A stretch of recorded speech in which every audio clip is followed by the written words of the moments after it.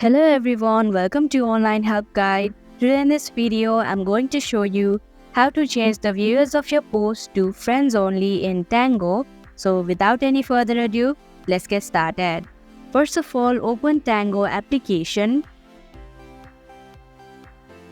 Click on your profile in the top left corner.